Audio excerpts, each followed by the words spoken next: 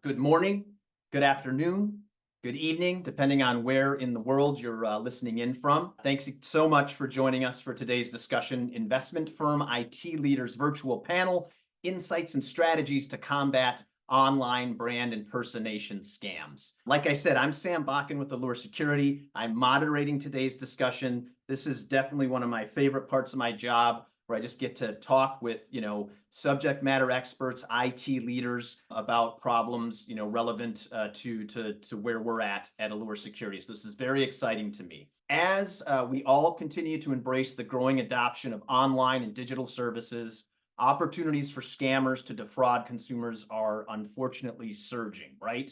According to recent data from the U.S. Federal Trade Commission, consumers lost more money to scams in 2023 than ever before.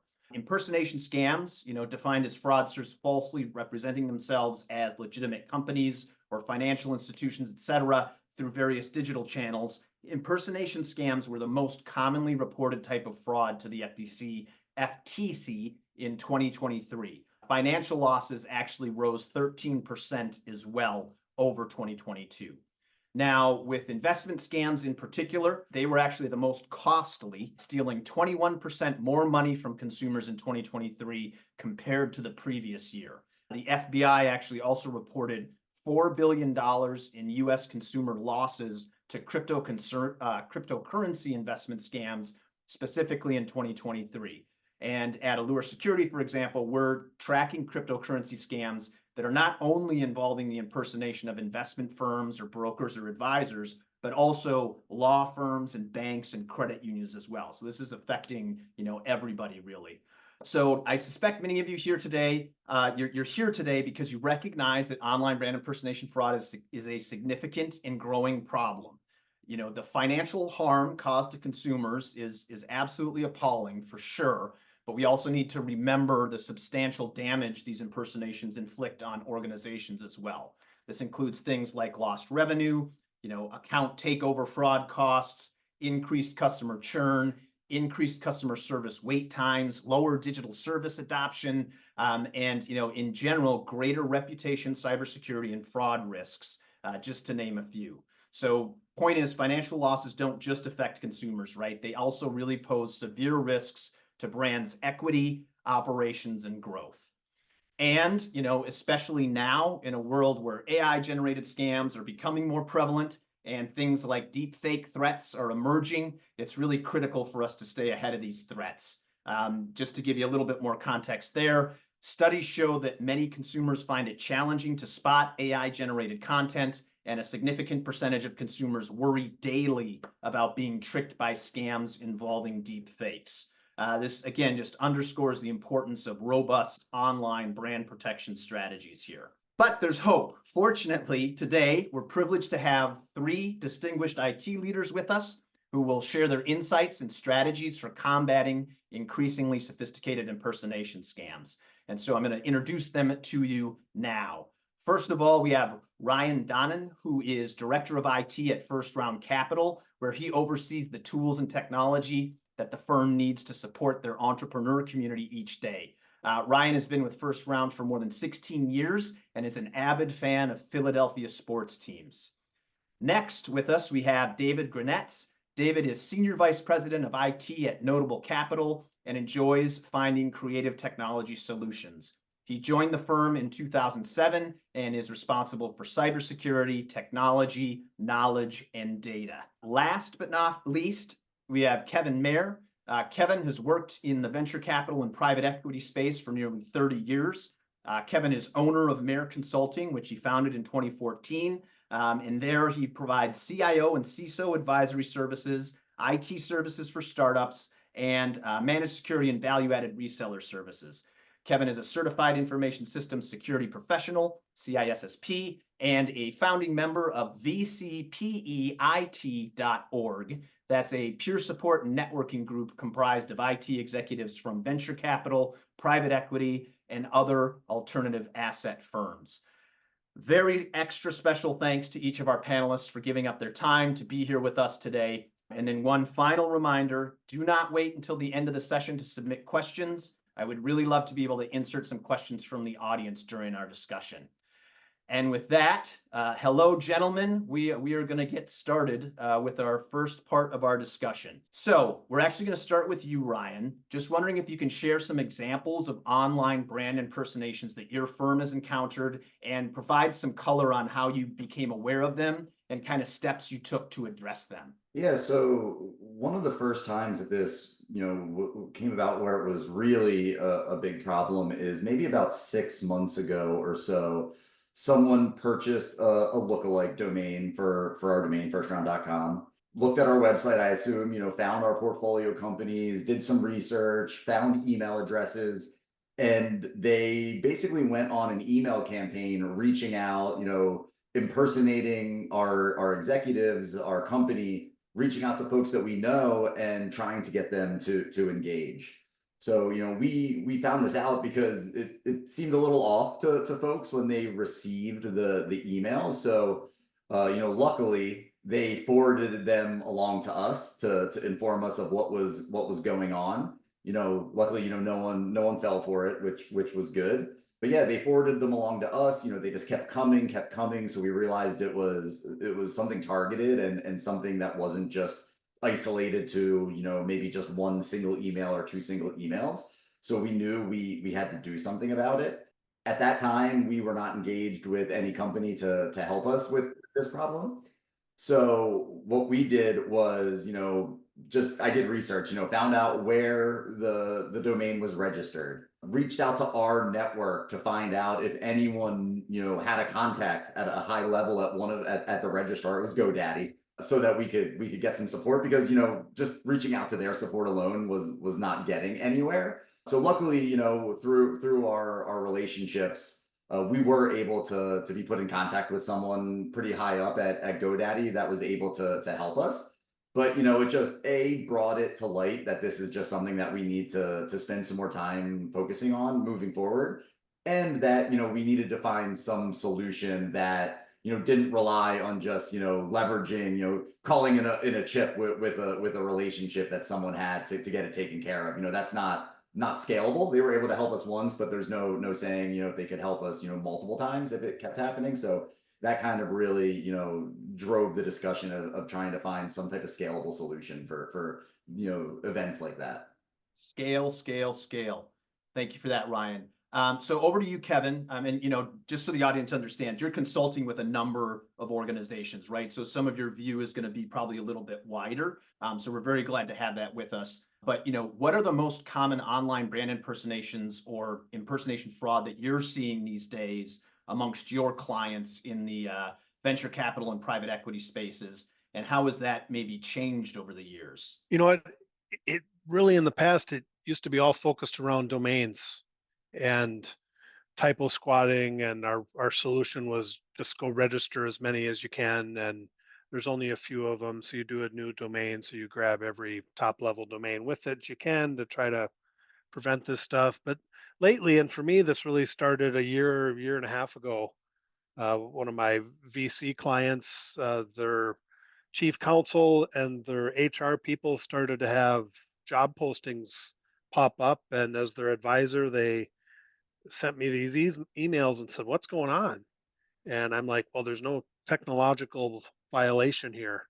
This is someone who grabbed information off of a website, grabbed a name, did something fraudulent, just started impersonating someone. So no fake email to match the customer, just a name, a real name, and everything else was fake. And they started to get people to apply. And I've since seen a lot of those, and I certainly can go into the details of that because it's really interesting of how we solve that. But yeah, that's number one what I'm seeing. But still, the domains are still happening, but now they're happening on a scale that you clearly can't buy everyone. That's a problem. And I've seen some solutions where you or advice where that's the advice. We'll just go buy every domain, every variation of that domain, and we quickly run out of time and resources to be able to handle that. So that's really the interesting thing about what I've saw with these job things is what their intent was. Almost all the time as IT professionals, advisors, we talk about email as being like the number one attack vector, phishing, scamming type stuff. This wasn't attacking our company. It was impersonating our company and attacking the general public, trying to get them to apply for jobs. And they actually did. And that's how we found out about it is people had their personal information breached by giving it away and paying some dollars. And my estimation of it was that the people doing it were doing it because it was valuable to steal someone's identity and sell it. That's the most likely scenario, but you never really know. We engaged as a firm purely reputationally. Wasn't a monetary loss for us, but it certainly would look bad, and some real people were getting significantly injured. And so something I had really never seen before 2 years ago has become very common. And for this one client, we thought we had it licked, even after engaging, in full disclosure, we engaged with Allure to help us with that, not making a plug at the moment, but and we thought we had it licked. And it's just been, once they had success, they just continue to bombard us with that. I think that answers that. Yeah, for sure. Thanks, Kevin. Add Go on ahead, to Ryan. Yeah, to add on to what Kevin said, when we were going through the event that I was describing, my like first gut reaction was like, I just need to go out and like buy all these domains. And going to something like DNS Twister to like see not only there's so many top level domains now, not just .com, net, edu, there's infinite, it seems like at this point.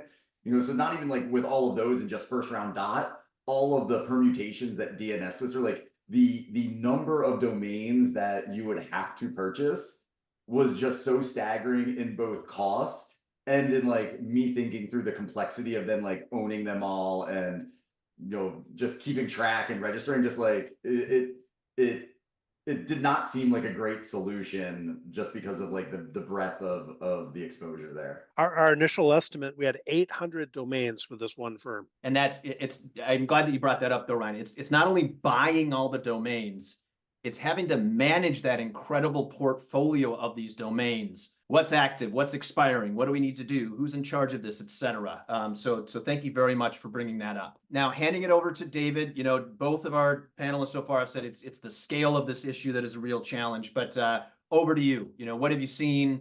How are you seeing it? That sort of thing. I mean, one thing that both Kevin and Ryan talked about a bit is the fact that you're protecting your own brand, right? You're protecting your brand, and it's maybe not necessarily an attack on your firm. It's not an instance where someone's trying to defraud you and your firm, but someone's trying to either defraud the public, trying to take value from your brand that you've been building, trying to defraud your portfolio companies, your limited partners and outside investors. When you get into the business of building your brand and then protecting your brand, you're also protecting your partners and your customers as well. As a VC firm, we post on X and Twitter, but we're not super active on social networks.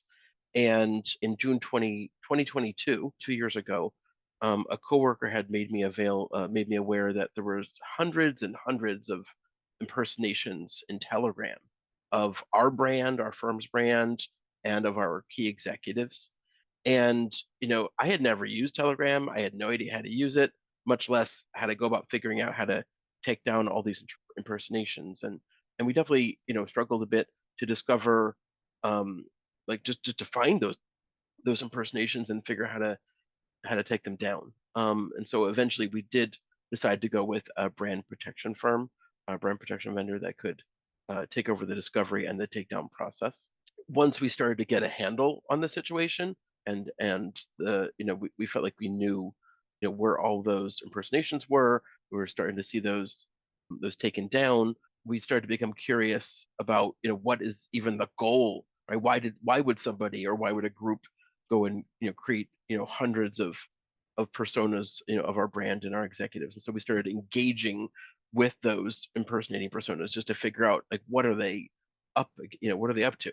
And we figured out that the general idea of the scam is they would pretend to be our firm's managing partners. They would be giving out stock tips, which is just something random that we would obviously never be doing as a VC firm, but they gave out stock tips. using our managing director's sort of brand cachet and celebrity. If the tip was successful, then the community they had built in Telegram would become very excited, and they'd want to sort of double down, and that's when the victims would then pay into this investing club, and that's where the real scam took off. And so the goal there for us was just to protect our brand as much as possible, right? We put so much into building it that we don't want to have it destroyed by something like a Telegram scam. Thank you for that, David. I'm glad you brought up kind of the visibility, like just even knowing what is out there in sort of corners that you hadn't been looking at. It's just like it makes the the problem even more of a challenge for a lot of people. So thanks for that added perspective there. All right, we're going to move on to the next question now. So if I'm not mistaken, each of you are members of the venture capital private equity IT organization. VCPEIT is the acronym there. We're going to start with Kevin. Kevin, can you tell us a little bit about VCPEIT, and then also kind of discuss the importance of industry collaboration here and partnerships in combating online brand impersonation? What initiatives or partnerships have you sort of seen be most beneficial in kind of strengthening brand protection efforts, maybe specifically? Certainly.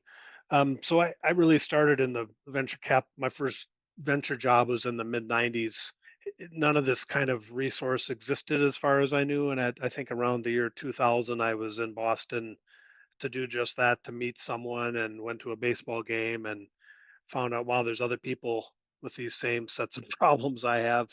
And it wasn't too many years later, I first got involved with this group and became a member. And as a Midwest person, I quickly was one of the only Midwest people. I became the Midwest first founding member kind of thing.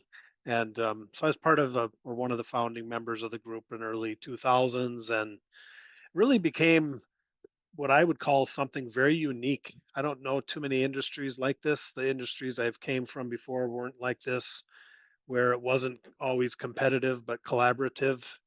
And to fast forward to just last year and its value, it's how I determined to talk with a couple of vendors. Was I called David and or emailed David, and I said, hey, who do you use for XYZ? And it was brand impersonation. And he narrowed my list down from 10 people I didn't know to 3 people I didn't know. And so that's really, therein lies the value. One, having colleagues with shared pain, um, commiserating, there's some real value there. And the group has really been a part of my growth as an IT professional and the growth of my business since that changed 11 years ago. I was actually, one of the big things the group does that's so valuable is once a year we get together. We have sponsors. We talk about what we're using, what works, what doesn't work. We have people making pitches, and as a board member, I was helping put that together for maybe a half a dozen years. I helped put together that. So the group's been really important. Um, it's also, I'd encourage you, if you're not part of this group, go check it out. If you're in the venture capital business as an IT professional or in the private equity business, go check out vcpeit.org, become a member, or try to see if that's a fit for you. If you're in the group now and you haven't been to one of our meetings, there'll be one early next year. Find out about that. Make sure you go. It's just nothing like having another professional who cares as much about what we're dealing with as you do. And I see that repeated over and over. Thanks so much for that, Kevin. That, the value of that sort of commiseration, as you said, we're seeing this problem. Are other people seeing it? What are you doing to solve it? That sort of thing. Thank you for that. Now over to David, actually, do you have anything to add here? Anything to add? Any potentially share a specific example or two of industry collaboration that has helped your firm with the brand impersonation problem? Sure. I mean, first, I'll also plug the website again. The group is vcpeit.org. And membership is free. It's free for IT heads of IT and IT executives at VC and PE firms. I've been a member of this group since 2007. and I was a board member and conference planning group member for about a decade. And what's great about this group, what I love about this group is that everyone trusts each other and truly wants each other to succeed, right? So like at some level, we are competing firms, right? My firm and Ryan's firm technically, right, should be competing with each other, but in this group, we honestly all want each other to succeed, and it's more of a co-opetition, right? Honestly, it's just a group of friends that want each other to do well. And we're all working at small firms, right? In the grand scheme of things, these are small firms we're at with limited resources, and when each of us when each of our firms strengthen our cybersecurity posture, it makes the whole group stronger, and it signals to the bad actors that they should go pick on someone else, right? Because we're all working together and we're all sharing tips like cybersecurity strategies, and we're going to try to keep our industry as secure as we can. When we as a firm started getting impersonated in the Telegram attack I was talking about earlier, I pinged the group. I checked in with the group to see, hey, is anyone else seeing what we're seeing? What protections have other people tried? What can we do to try to protect ourselves? What are some of the risks? What do others think the scammers are after? And when you find someone else who's been through it already, right? It's like having like a big brother, big sister to kind of take you under their arm and just like show you like, hey, let me show you, like, here's a couple of things that like you might want to take a look at, and it really just gives you the confidence to keep pushing, keep fighting, keep elevating. It's just really great. Thank you for that. I love that, the mention of the co-opetition or whatever. The whole industry benefits if everybody is kind of protecting themselves, right? Is what it comes down to. So that's great. Over to you, Ryan, for elaboration. And pretty much just to reiterate everything that both of them said. We do all generally come from pretty small firms. Some folks have teams, but even then they're pretty small teams. And then there's a lot of folks like myself that are a team of one. So wearing many hats. It's hard to be an expert in everything. So, being a part of this group where, for things that maybe you haven't experienced yet, someone else probably has, something that you have a little bit less expertise in, somebody else has, and just the spirit of, cooperation and sharing, like to Dave's point, everyone trusts each other for the most part. There's a core group that, gets together, like Kevin said, every year, that knows each other very well, becomes close friends. So just like being able to know that, if you're experiencing something like a brand impersonation or really any other technological challenge, being able to reach out to a group of folks that you really trust, to get feedback, to get ideas, is invaluable. Like I always say, I wouldn't be where I am today in my career without the group. So and just like they said with the brand impersonation, like the event happened to us that I spoke about. We didn't have any infrastructure in place to really make sure that we were protected moving forward. So what did I do? I do what I always do. I emailed the VCP IT listserv and asked folks what they were doing, and got lots of feedback, companies to talk to, was able to find a solution and move forward, simply because when someone in the group makes a recommendation, like there's a lot of weight behind it. So it's super valuable. And I'll give one more shameless plug as a current board member. If you're not a part of the group, vcpit.org, make sure you sign up. I'll put that link in the chat in just a second. Thank you for that, Ryan. Just talking about how you can't be an expert in everything, and then being able to kind of share that knowledge across. Great, good stuff there. David, it is your turn for the top spot. So the question coming to you is, based on your own experience, what sorts of pro tips, shall we say, can you offer the others gathered here when thinking about maturing an online brand protection program? What should they think about when it comes to the people handling this problem, the workflow or their processes, and any technologies do they need to be evaluating to adequately protect their brands and partners and executives and customers against online impersonation. So pro tips, David. Well, I mean, the first, I guess the obvious one is, to look at a brand uh, impersonation protection firm like Allure, right? Is a great place to start.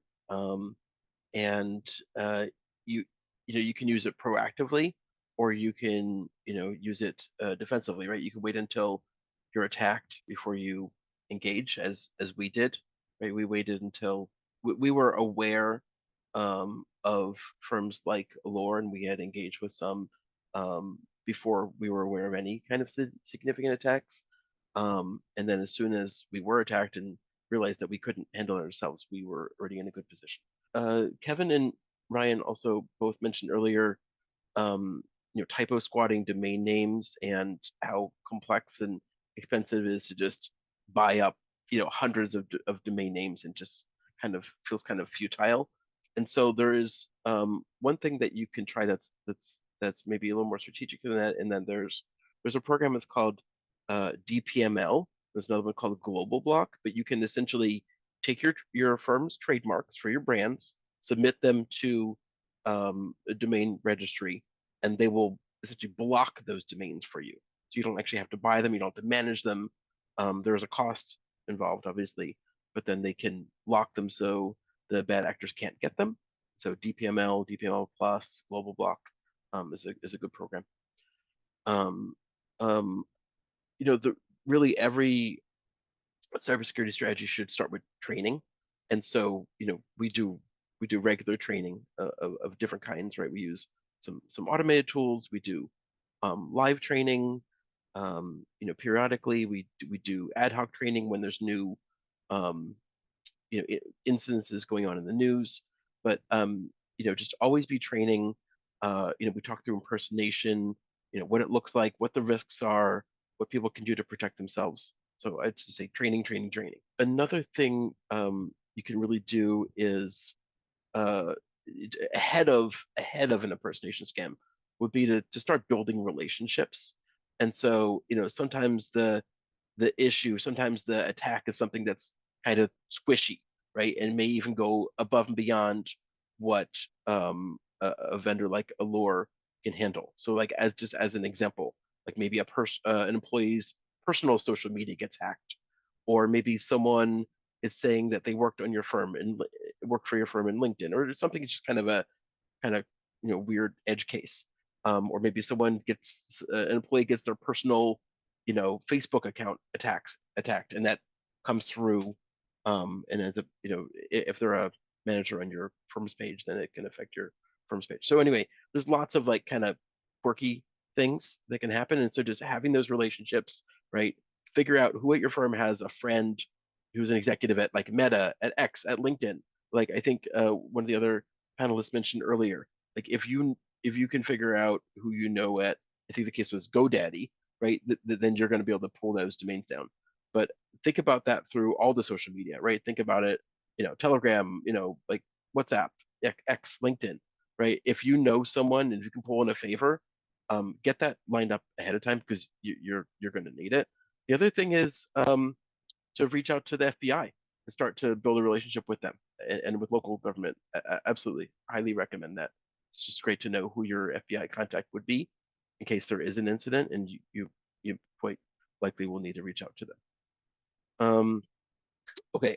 One other thing that we do, or that you might want to consider doing around your online brand. Obviously, everyone's heard of SEO, right? Search engine optimization. But there's something that like I call un-SEO, which is maybe there's some things written about your firm that are things that you would not like to be surfaced in search results, right? And so you can go about thinking about how to protect your brand to sort of unsurface or demote those articles. And so there are firms that'll help you do that, or you can start to work on your own strategies. And I guess one last thing, this sort of advice applies to every firm and everybody, but like they say, phishing is where the vast majority of attacks start. And so just have a great phishing protection system that'll, I say phishing protection and training is going to get you 90% of the way on pretty much any kind of cybersecurity. Thanks for that, David. Over to you, Ryan.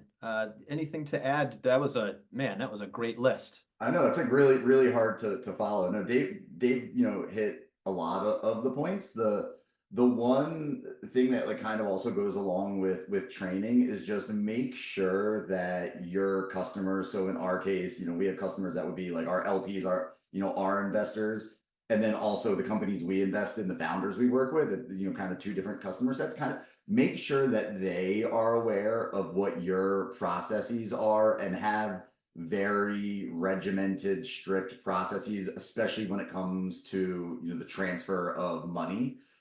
Because if someone impersonates your brands and reaches out to an LP or a founder, and those two people are very acutely aware of like how you typically handle requests or changes, it'll be easier for them to realize that they're being scammed.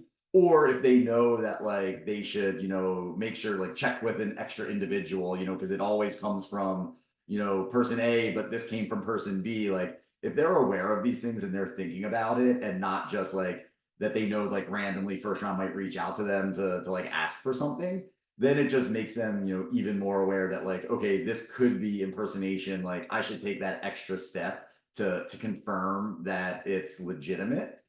Just because people move fast, and that's externally and internally at your company, and just kind of getting people to have it in their brain like, oh, this seems like a little off, like from normal, like we should slow down, I think is immensely helpful. And then also just to realize that there's a lot that you don't know, and there's the web is a vast place, and it's very easy to spin up a Twitter or an X account or a Telegram account, and it's really, there's just not enough hours in the day to handle that yourself. So just highly stressing people should be looking to engage in firms that are trusted in this space to do it for them, just because it's impossible to do it on your own. Thank you for that, Ryan. One thing I really liked about what you're talking about is, informing, various stakeholders what your processes are. And then what's also really important, something that we recommend as Allure Security, is through what digital channels are you going to communicate to your audience, right? Maybe easier said than done, but really nailing that down so that the people that you interact with know, where on social media you are or are not engaging, is very important. Kind of similarly, the other thing is that we always say, forgive me, is if there are social media platforms that you haven't claimed your brand name on, go ahead and just grab those, even if you don't plan to prioritize them or use them as part of your strategy. But it really can do you some good to claim them, because sometimes that can apply to your ability to then get things taken down on the platform, etc. So that's just another thing I wanted to bring out really quick. Kevin, I'm so sorry. I hope I didn't take any of your tips. No, I had a list, and David had one of them, but FBI thing, I'll chime in and second that. It's a great idea. Which incidentally, I got that from VCPIT because we had a FBI agent come and speak to us one year. But tips and tricks, trademarks and service marks. It's very unlikely your firm has gone through the process of getting a service mark for the logo that you're using. It's just unlikely. I've done it before. It's not a small task. It takes a long time. And if you've used it and you've gone through everything's going to, and you have that, it's a lot easier to protect some of the visuals that you may be using in your media. Without it, it's very hard. Now, obviously, for Allure and firms like it can do things without it, but I get asked that. I've had that asked before. Do you have your trademark? Do you have a service mark? So your corporate counsel, check with them, do the legwork before something happens, and go through the trouble. It's probably a service mark in our industry, but it doesn't really matter. They're kind of equivalent. Two, I studied for my CISSP back in the early 2000s, and hard test, and I got motivated because they were going to pay me a bonus if I became a CISSP. And so I studied and studied, and I actually went to a class. And one of the very first things the guy says, and it's the only thing I really remember from the whole class, is he said, measure something. If you want to improve your posture, measure something. You didn't care what it was, just start somewhere, measure something. So, you get done to this call, or while we're on this call, go and find out and use a domain twister and find out how many domains share your, look at the problem. That's a big one. Um, this group, just having someone to bounce your ideas off and get, I guess, lastly, do something proactive. Hire a firm to do an audit. Spend a few dollars now. I just one example I'll give you that I didn't even know this was a problem until a year ago until we hired Allure. It took Allure 5 minutes to do what it would have taken me 3 solid days of work. So I'm a consultant, so I it's easy to tell a customer, well, it's going to cost you $10,000 if I do it. Why don't you just hire the right people? Most of us, the other people here, are probably internal, and you don't have a sense of your time, what it costs. Our time's expensive. We're good at what we do, but we're not experts in everything. Hire someone to protect your brand. It's one of the most important things your firm has, and I'll leave that there. And it's great, Kevin. Thank you so much. One more thing that I just wanted to mention really quick. David did mention Global Block Plus, and Allure Security is a certified agent that can sell that that service. So if that's something you're interested in, please get in touch with us at Allure Security. This next one, we're starting with you, Kevin. So you backed up the last one, and you're starting out the first one here. In your work day to day with VC and PE firms, what are some signals that it's time for a firm to outsource their online brand protection? What are some key signs that in-house efforts are just no longer sufficient, or it's time to kind of upgrade, modernize, that sort of thing? It's a hard one, and I had the question in advance. Someone feeds me questions around here, so that's a good thing. Seriously, I think it comes down to how much time you have and how often you're seeing things, and then how often you're saying, "Hmm, this doesn't rise to the level of my time. I'm going to just wait." I know I've done that in the past, where I've seen something and other things are more important at the time, and I ignore something and I move on to the next thing. If that happens more than once, there's a good chance you don't have the bandwidth to do it. And I'll be real honest to pitch here, which it's not the main goal of this, but eh, you just can't do this kind of work yourself. If you're a small firm, if you're a brand protection strategist on 1,000-person firm and you've got 10 people on your team, maybe you can do that. If you're like most of the people in this webinar, I would guess most of them aren't that. You simply don't have the time resource to go get this accomplished. Not when you can hire someone who's an expert to do it. So it's that difference between pain and ease of use, and how much pain can you deal with before you seek out help. And even though I had a good recommendation, even that took some. There's no one answer. I have a recommendation. I like Allure. I use it. I recommend it. But there's other solutions. Do something. And if this has come up more than once this year, chances are you're a candidate. Perfect. Great, Kevin. I just want to mention really quick, our audience, they are no longer being shy. We have some questions, but we're going to get to those after this just so we can keep the context here.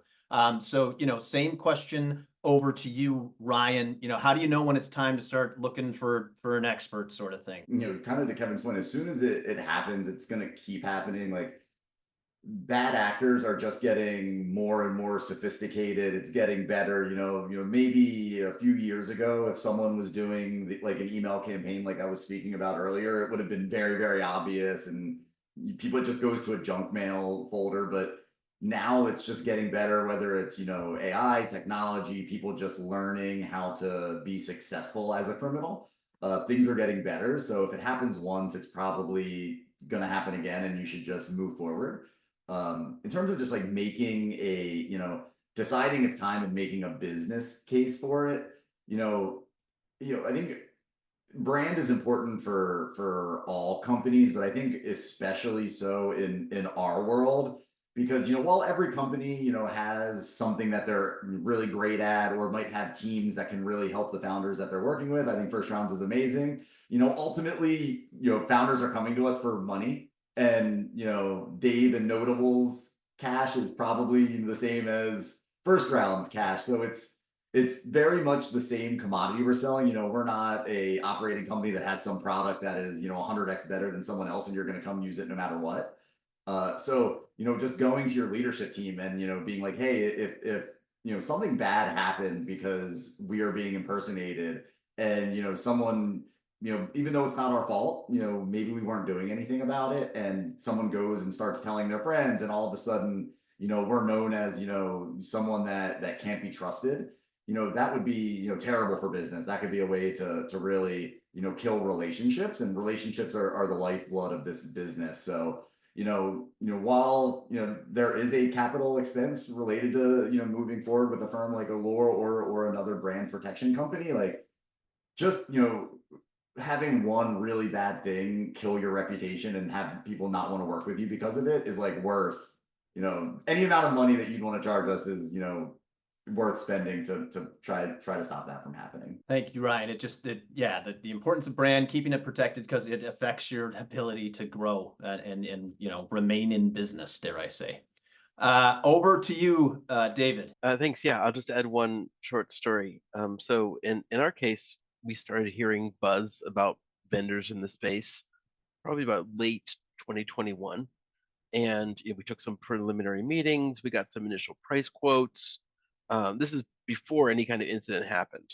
And then in 2022, in June 2022, we had already done our diligence. We already had the dollars in the budget. Like we were lined up, and when the incident happened, like we were ready to run. And so, like prior to that incident, we had been handling, one-off domain disputes or one-off Twitter impersonations. We had been doing that ourselves. But once this attack started, and and it was, like I said, hundreds of impersonating personas, and it started occurring at scale, a scale that we couldn't keep up with, and we honestly didn't know what we didn't know. That's when it was time to call the A team. A is the first letter of Allure Security, I just realized. Okay, so thank you so much, David. That's great. I do want to address a couple of questions that came in from the audience. I think this first one is probably going to be aimed at David just because you brought up the tip. So I don't know, you might have some advice here. Anyway, someone said that they have spoken to various law enforcement agencies, and in some cases they've been told that maybe law enforcement doesn't want to get involved unless the fraud itself hits a certain threshold of value. Finding this across a number of law enforcement agencies, I just wondered, David, if you could maybe go a little bit deeper into how you built some relationships just to potentially have some additional tips for this individual. Yeah, I mean, as Kevin mentioned earlier, there was an FBI agent that presented to the VCPE IT community. If you're in the community, we can share some contacts with you. So I had some of those initial conversations. That same FBI agent came out and presented to our investment team to let our firm and our executives know, hey, these are some of the risks that we're seeing out there in the world, how to protect your your IP, etc. Things to think about as you're going about investing. And so our executives were already plugged into FBI. We were plugged into FBI, so we had those relationships. That was great. When this attack happened, I reached out to that same FBI agent, and at the time he said, this is not my wheelhouse, but let me refer you to another agent. We ended up having a number of conversations with another agent.